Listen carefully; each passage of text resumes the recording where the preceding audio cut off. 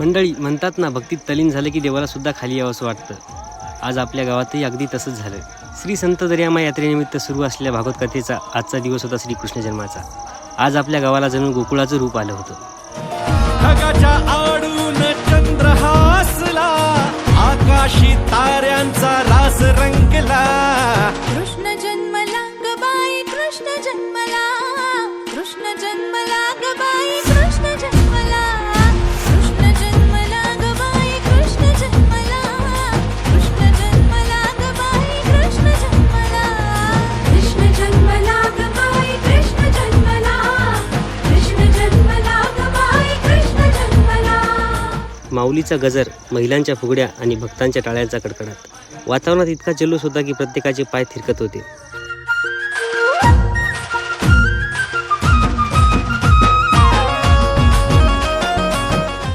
आज प्रत्येकानं आपला मीपणा विसरून आनंदात स्वतःला झोकून दिलं. गोविंद घ्या कुणी गोपाळ घ्या, यशोदेच्या घ्या तान्या बाळा. मुकुंद घ्या कुणी मोहन घ्या.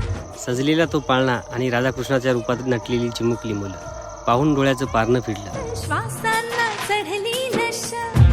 तर मंडळी, कसा वाटला तुम्हाला आजचा कृष्ण जन्माचा सोहळा?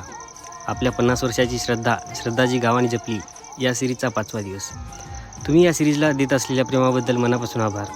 हा भक्तीचा प्रवास असा सुरू असणार आहे, त्यामुळे उद्याचा भाग बघायला विसरू नका. भेटूया नवीन विषयासह. रामकृष्ण.